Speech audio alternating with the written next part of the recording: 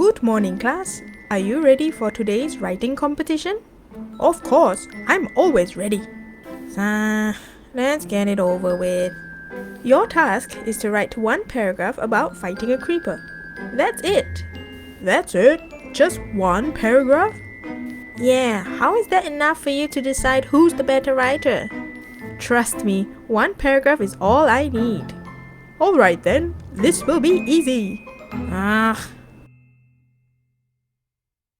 Time's up. Show me what you've got. Here you go.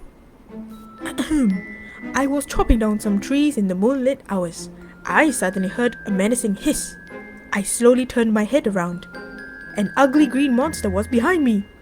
I felt cold sweat dripping down my face as I rummaged through my pockets. I finally found my trusty sword and faced the dreaded creeper. I slashed and stabbed the vicious monster while praying for my own safety. I was terrified and cried for help. Zuri came to my rescue and the creeper's hissing eventually faded away. Phew! Zuri and I went back to base and celebrated our victory with some cake. Good effort, Steve. Zuri, let's hear yours. In the moonlit hours, I was chopping down some trees. Suddenly, I heard a menacing hiss. I turned my head around and noticed an ugly green monster approaching from behind. With cold sweat dripping down my face, I rummaged through my pockets.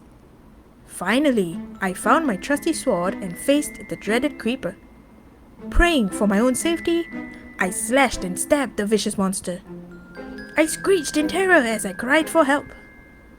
To my relief, Steve came to my rescue and the creeper's hissing eventually faded away. Phew! Back at our base, Steve and I celebrated our victory with some cake. Fantastic writing, Zuri. I think you're the clear winner. Wait, his story is almost the same as mine. How did he win? I'm just better. Steve, although your stories mentioned similar things, the way your sentences are written are very different. Can you spot the difference? I do agree that Zuri's story sounds nicer.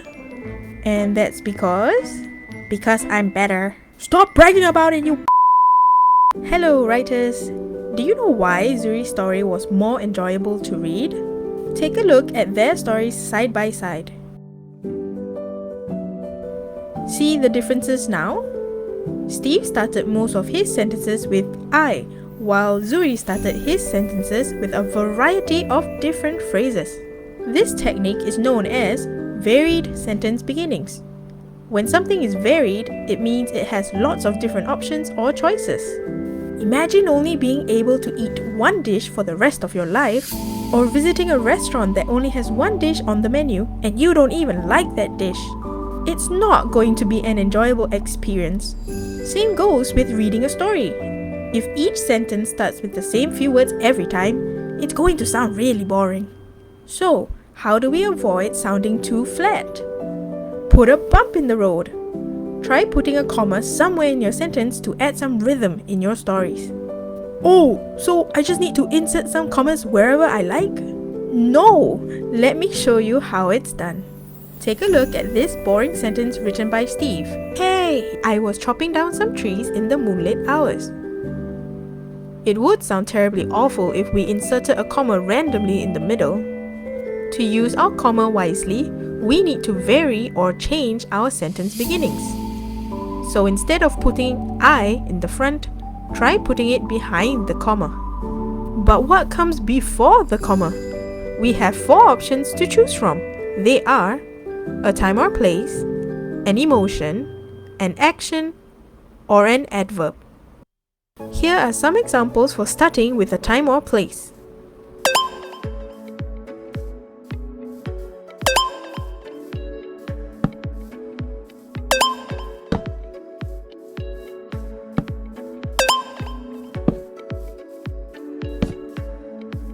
Next, let's have a go at starting with an emotion. Think of feeling words that end with an ed. Some examples are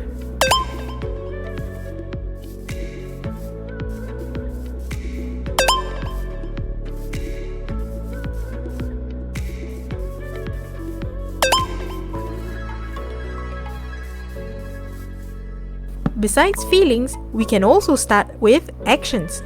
This action word should end with the letters ing. Here are some examples.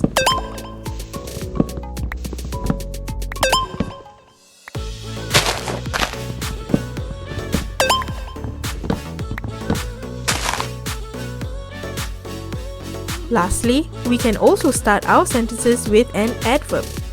An adverb is a word that describes how an action is being done. It usually ends with an ly. Here are some examples.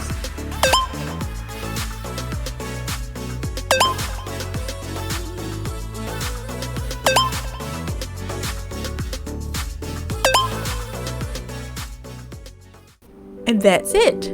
Do you see the wide variety of sentence beginnings you can generate? Make sure to give your reader a well-balanced mix of everything, including the sentences that start with I. Ever heard of the phrase, too much of a good thing is a bad thing? If you use a comma for every single sentence in your story, it will also sound strange after a while.